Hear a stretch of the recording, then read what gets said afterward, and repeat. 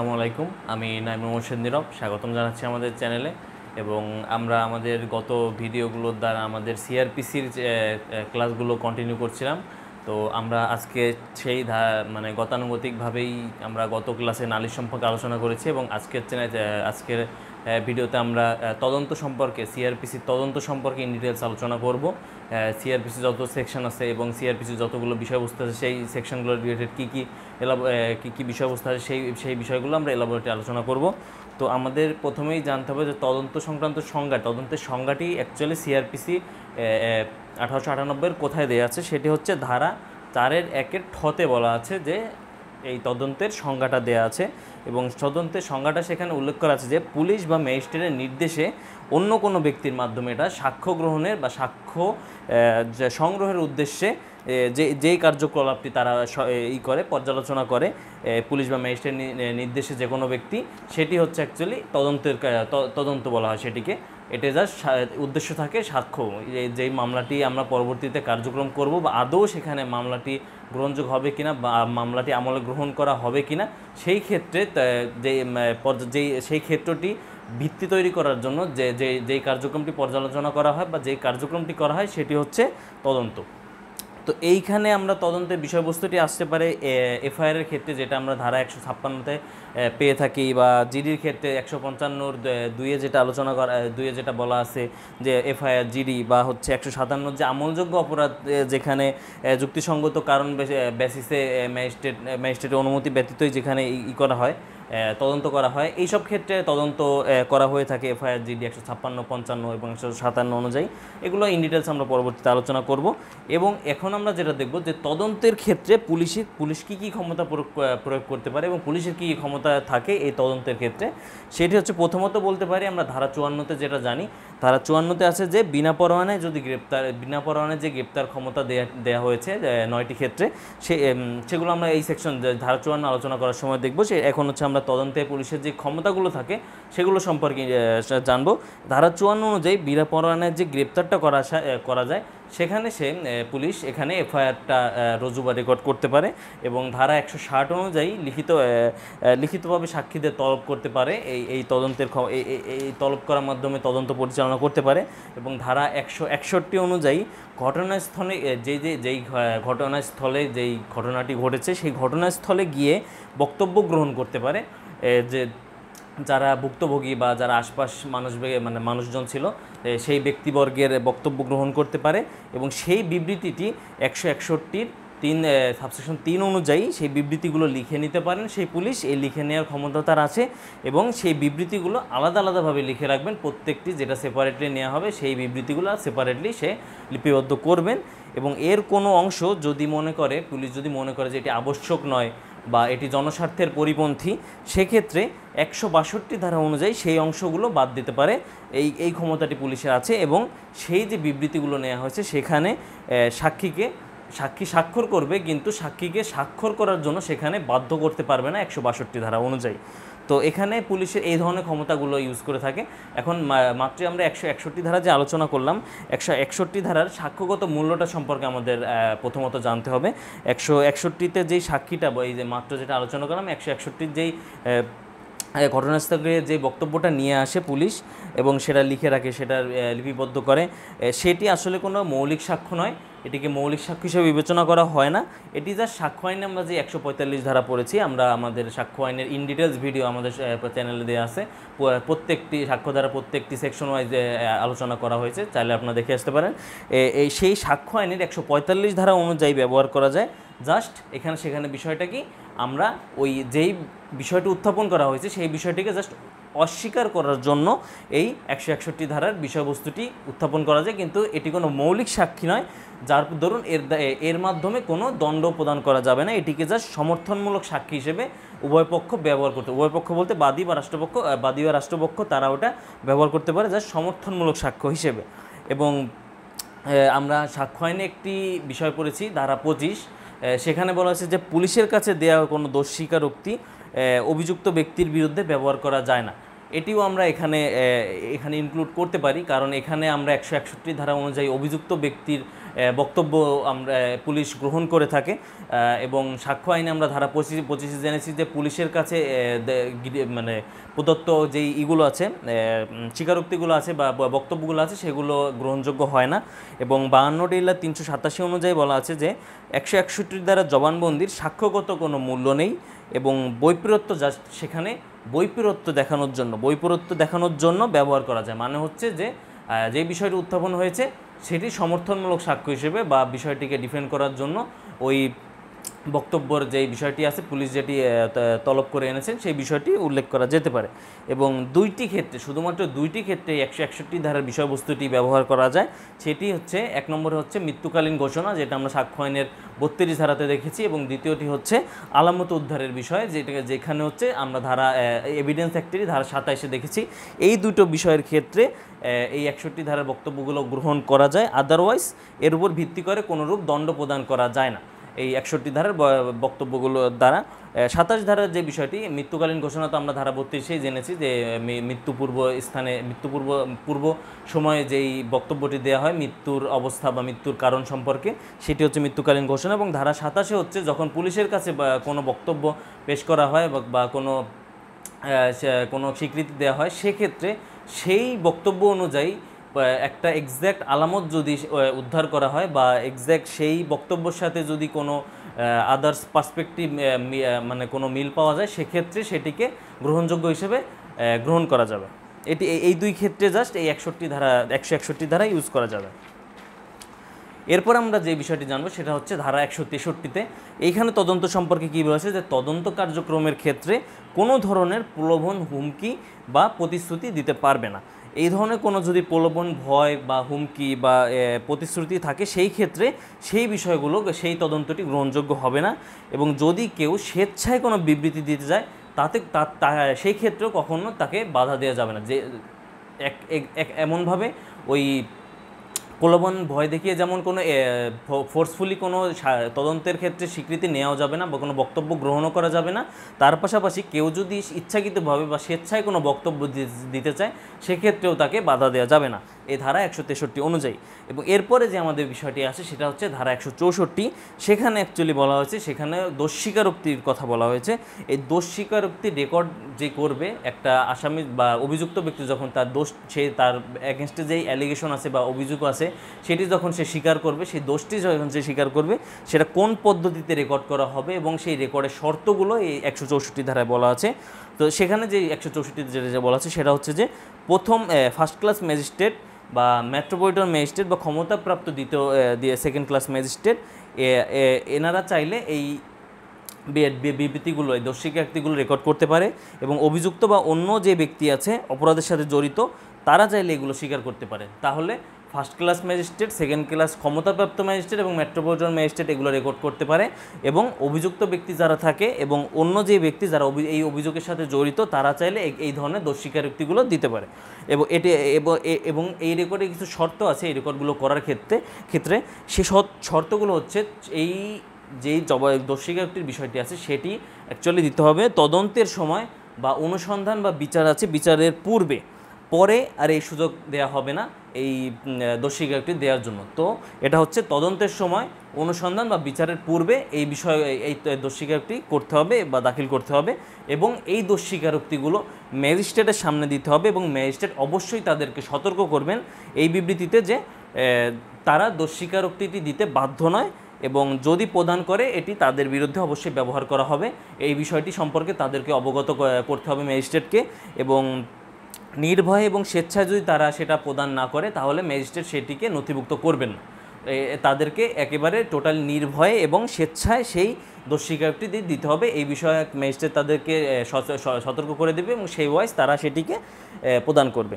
এবং তার পাশাপাশি আরও কিছু পদ্ধতি আছে, যেমন তাদেরকে হ্যান্ডকাপ যদি পরানো থাকে সেই হ্যান্ডকাপটি খুলে দিতে হবে। এবং তার পাশাপাশি পুলিশ যারা থাকে, যারা তদন্ত করেছে, সেই পুলিশগণ বাইরে থাকবে সেই বক্তব্যের দোষ স্বীকারোক্তি গ্রহণকালীন।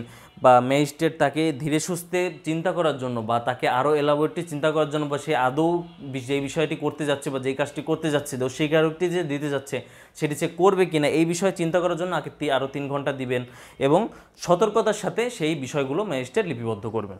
তো এই ছিল এই 164 ধারার বিষয়বস্তুগুলো লিপিবদ্ধ বা রেকর্ড করার পদ্ধতি। এরপরে এই যে লিপিবদ্ধ করবে বা লিখবে এই ক্ষেত্রেও আমরা সিআরপিসি 364 ধারা অনুযায়ী এখানে ম্যাজিস্ট্রেট এই বিষয়গুলো লিপিবদ্ধ করবে। তো 364তে কী ধরনের বিষয়পত্র বলা আছে এখন আমরা সেই বিষয়টি দেখব। এখানে যে জবানবন্দি দাতা আছে তার ভাষা অনুযায়ী বা আদালতের ভাষা অনুযায়ী বা ইংরেজিতে এখানে সেই বিষয়গুলো রেকর্ড করা হবে এবং তাকে রেকর্ড করার পরে বা লিপিবদ্ধ করার পরে তাকে নথিটি দেখাতে হবে এবং তার পাশাপাশি নথিটি তাকে পড়ে শোনাতে হবে। যদি সে বিষয়টি মানে দেখে পড়তে সে না হয়, সক্ষম না হয়, সেক্ষেত্রে তাকে বিষয়টি পড়ে শোনাতে হবে এবং সেখানে তার একটি স্বাক্ষর গ্রহণ করতে হবে যদি সে রাজি হয় এবং তার পাশাপাশি ম্যাজিস্ট্রেট সেই বিষয়টিকে প্রত্যয়িত করবে। প্রত্যয়ন যে দিবে যে তার উপস্থিতি, এখানে 2টি বিষয়ে ম্যাজিস্ট্রেট প্রত্যয়ন দিবে যে তার উপস্থিতিতেই সেই বিষয়টি গ্রহণ করা হয়েছে এবং সম্পূর্ণ বিবরণটি একটি সঠিক এবং সত্য বিবরণ, সেই বিষয়টি ম্যাজিস্ট্রেট প্রত্যাখ্যান করে ম্যাজিস্ট্রেট সেখানে একটি স্বাক্ষর দিবেন। এবং 67 ডিএলআর এডি 6-এ বলা আছে যে এখানে এই বিবৃতিটি যদি স্বেচ্ছামূলক হয়, সত্য হয় এবং বিধি মোতাবেক লিপিবদ্ধ হয় সেক্ষেত্রে এটির একটি সাক্ষ্যগত মূল্য থাকবে। তো সাক্ষ্যগত মূল্য থাকার জন্য এখানে এটিকে অবশ্যই স্বেচ্ছাকৃত হতে হবে অভিযুক্ত ব্যক্তির এবং সত্য হতে হবে এবং এই যে নিয়মগুলো বললাম এই বিধি মোতাবেক বিষয়টি লিপিবদ্ধ হতে হবে। এবং 13 বিএলসি এডি 8-এ বলা আছে যে সত্য এবং স্বেচ্ছামূলক হলে তবে এর উপর ভিত্তি করে দণ্ড দেওয়া যাবে। এবং তার পাশাপাশি আরও কিছু নীতি আছে এই ফ্যাক্টে, যেমন 20 বিএলসি এডি 241-এ বলা আছে যে একবার পুলিশ হেফাজত হতে দোষস্বীকারে পাঠালে দোষস্বীকারে পাঠালে তখন অস্বীকার করলে পুনরায় পুলিশ হেফাজত হতে এসে স্বীকার করলে তা গ্রহণযোগ্য হবে না। মানে হচ্ছে একবার পুলিশ হেফাজত হতে দোষস্বীকার করলো, একবার পুলিশ দোষস্বীকার হতে সে দোষস্বীকার করলো, পরবর্তীতে সে যদি আবার অস্বীকার করে এবং আবার যদি তাকে সেখানে রিমান্ডে বা পুলিশ হেফাজতে নেওয়া হয়, পরবর্তীতে আবার যদি সেটি সে চেঞ্জ করে সেক্ষেত্রে সেটি আর গ্রহণযোগ্য হবে না।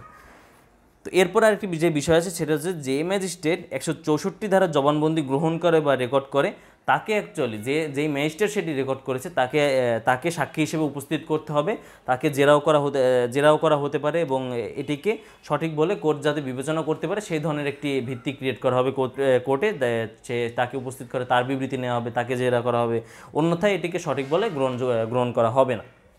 তো এরপর আমাদের যে বিষয়টা আছে সেটি হচ্ছে ধারা 165।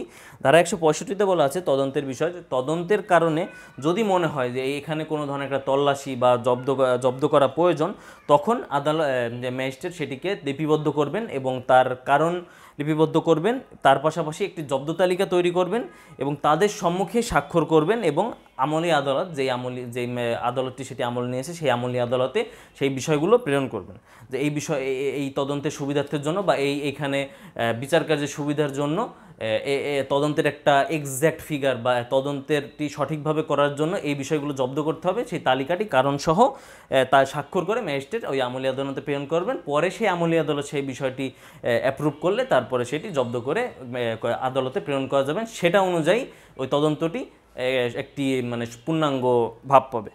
এরপরে ধারা 167-তে বলা আছে যে তদন্ত কার্যক্রম 24 ঘন্টার মধ্যে শেষ করতে হবে। যদি 24 ঘন্টার মধ্যে সম্পন্ন করা না হয় এবং অভিযোগটি যদি দৃঢ় থাকে বা প্রবল থাকে সেক্ষেত্রে ম্যাজিস্ট্রেট আসামিসহ পুলিশ ডায়েরিতে আদালতে প্রেরণ করবেন, এক্স্যাক্ট কারণ উল্লেখ সহ রিমান্ডে নিতে পারেন, এখানে রিমান্ডে বলতে পুলিশের কাছে বা প্রেরণ করতে পারেন।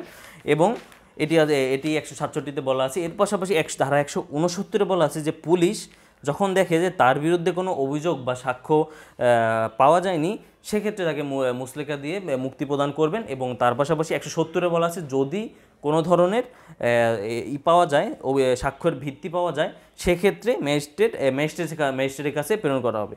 তার মানে এই যে আমরা এতক্ষণ যে আলোচনাটা করলাম যে একটা তদন্ত কার্যক্রমের ফলে তারা একটি ভিত্তি খুঁজে বেড়াবে, পুলিশ একটি ভিত্তি খুঁজবে এবং সেইভাবে সেই অনুযায়ী কাজ করবে, যে এখানে যদি ভিত্তিটি না পাওয়া যায় সেক্ষেত্রে 169 অনুযায়ী তাকে মুচলেকার দ্বারা মুক্তি দিয়ে দেওয়া হবে, এবং 170 ধারা অনুযায়ী যদি একটি ভিত্তি পাওয়া যায় সেক্ষেত্রে ম্যাজিস্ট্রেটের কাছে তাকে প্রেরণ করা হবে।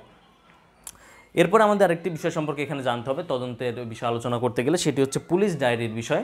পুলিশ ডায়েরিটি হচ্ছে যে পুলিশ প্রতিদিন যার যে কার্যক্রম রয়েছে সেই বিষয়গুলো লিপিবদ্ধ করবে, যেমন হচ্ছে যে কোথায় সে সংবাদগুলো পেলেন এবং কোন কোন জায়গা তারা পরিদর্শন করলেন, কোথায় তদন্ত শেষ করলেন, কোথায় তদন্ত শুরু করলেন, এবং জব্দ তালিকা কী, মানে কোন কোন জব্দ তালিকা থাকলে সেটি লিখবেন, এবং কোথায় কী কী বিষয়ে জব্দ তালিকা করা হয়েছে, কার কার বিষয়বস্তু জব্দ করা হয়েছে, কোথায় করা হয়েছে, এই বিষয়গুলো মানে নিত্য নতুন তাদের দৈনন্দিন কাজগুলোর বিষয়গুলো তারা পুলিশ ডায়েরিতে তুলে রাখবেন। এটা হচ্ছে পুলিশ ডায়েরি, এবং এটি পুলিশের একটি গোপনীয় দলিল। এটি অন্য কেউ দেখতে পারেন না, কিন্তু আদালত চাইলে এটিকে তলব করতে পারেন শুধুমাত্র 2টি ক্ষেত্রে।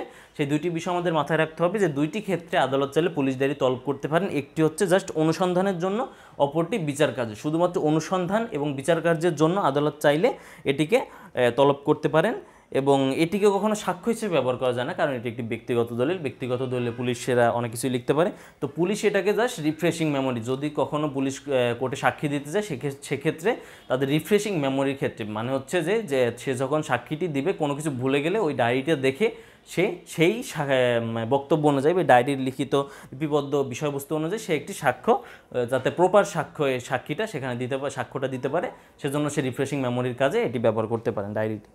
এরপর আমাদের যে বিষয়টি জানতে হবে যে পুলিশ রিপোর্টের বিষয়টি। পুলিশ রিপোর্টটি বলা আছে ধারা 173-এ।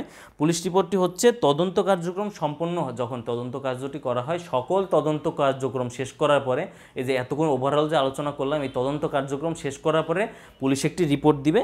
সেখানে এই রিপোর্টটি হতে পারে 2 ধরনের, সেটা হতে পারে চার্জশিট বা হতে পারে ফাইনাল রিপোর্ট। চার্জশিট হবে যদি যথাযথ সাক্ষ্য পাওয়া গেছে এবং আনুষ্ঠানিকভাবে সেখানে বিচারের জন্য প্রার্থনা করা হবে, এবং ইনভেস্টিগেশন অফিসার যে থাকবে সে এটি সিদ্ধান্ত নেবে যে ফাইনাল রিপোর্ট দেওয়া হবে না চার্জশিট দেওয়া হবে। চার্জশিট দেওয়া মানে হচ্ছে সাক্ষ্য প্রমাণ পাওয়া গিয়েছে, বিচারের জন্য প্রার্থনা করে ম্যাজিস্ট্রেটের কাছে পাঠানো হবে, এটি হচ্ছে চার্জশিট। এবং ফাইনাল রিপোর্ট হলো যে যদি কোনো ধরনের ভিত্তি না পাওয়া যায় সেই ক্ষেত্রে পুলিশ একটি ফাইনাল রিপোর্ট প্রদান করবেন, এবং সেটি কোর্টে আদালতে পাঠানো হবে। আদালত তারপরে বিবেচনা করবে যে আদৌ এই বিষয়টি তাদের যে তদন্তটি ঠিক হয়েছে কিনা, বা সেই অনুযায়ী আমরা তাদের অগ্রসর হবে কিনা। এটা আদালতের জন্য বাধ্যতামূলক না, সেও তারপর সাক্ষ্য প্রমাণের দ্বারা বিষয়টি বিবেচনা করে সামনে অগ্রসর হবেন। এরপরে 173-এর 3-এর বি বা খতে বলা আছে যে অধিকতর তদন্তের কথা। একবার তদন্ত শেষ হওয়ার পরে পুলিশ যখন নতুন কোনো সাক্ষ্য পায় বা এর ভিত্তিতে আদালত চাইলে পুলিশ চাইলে অধিকতর তদন্ত, আদালত চাইলেও পুলিশ অধিকতর তদন্তের জন্য বলতে পারে, এবং পুলিশ সেই অধিকতর তদন্ত সেখানে করতে পারে। এবং মামলার যে কোনো পর্যায়ে বিচার শেষে রায়ের পূর্ব পর্যন্ত মামলার যে কোনো পর্যায়ে এই অধিকতর তদন্তের বিষয়টি আসতে পারে, এবং পুলিশের টোটালি একক একটি সিদ্ধান্ত। এখানে ম্যাজিস্ট্রেটের কোনো অনুমোদনের প্রয়োজন নেই। এখানে পুলিশ যদি দেখে যে নতুন কোনো সাক্ষ্য পাওয়া গেছে বা নতুন কোনো বিষয়বস্তু উত্থাপন হয়েছে, সেখানে সে অধিকতর তদন্ত করে বিষয়বস্তুটি ম্যাজিস্ট্রেটের কাছে উত্থাপন করতে পারে। এখানে 67 DLR 115-তে একটি বিষয়বস্তু বলা আছে, সেটি হচ্ছে যে একজনের বিরুদ্ধে চার্জশিট প্রদানের পরে অধিকতর তদন্তের ফলে তাকে বাদ দেওয়ার প্রয়োজন নেই। মানে হচ্ছে পুলিশ যখন একবার চার্জশিট দিয়ে দিয়েছে ম্যাজিস্ট্রেটের কাছে, তখন অধিকতর তদন্ত করে সেই চার্জশিটটি বাতিল করে ফাইনাল রিপোর্ট দেওয়ার মতো সুযোগ তাদের হাতে নেই। এটা 67 DLR 115 একটি কেসের মাধ্যমে প্রতিষ্ঠিত হয়েছে বিষয়বস্তুটি। তো একবার যদি চার্জশিট দেয়, তারপরে সেটি যদি বিবেচনা করে চেঞ্জ করার প্রয়োজন পড়ে বা কোনো ধরনের কিছু করার প্রয়োজন পড়ে, সেক্ষেত্রে আদালতই সেটা বিবেচনা করবে, কারণ আদালতের কাছে তদন্তটি বাধ্যতামূলক নয় যে এই যে রিপোর্ট আসছে এই অনুযায়ী তার আগাতে হবে। তো সেটি বিবেচনা করে তার জাস্টিসের জন্য যেটা দরকার, ন্যায় বিচারের জন্য যেটা দরকার, সেই অনুযায়ী সেখানে একটি ডিসিশন নেবেন। তো এই ছিল আমাদের CRPC 1898-এর তদন্ত সম্পর্কে ওভারঅল আলোচনা। তো আমরা গত ক্লাসে নালিশ এবং তার পূর্বের বিষয়গুলো পর্যানুক্রমিকভাবে আলোচনা করেছি, এবং সেই ভিত্তি ধরে আজকে আমরা তদন্ত সম্পর্কে ইন ডিটেলস আলোচনা করলাম। তো আগামী ভিডিওগুলোতেও আমরা আমাদের CRPC পরবর্তী বিষয়গুলো কভার করব। তার পাশাপাশি CRPC শেষ হলে আমরা পরবর্তী কোর্সের দিকে আগাবো। তো ধন্যবাদ সকলকে। আসসালামু আলাইকুম।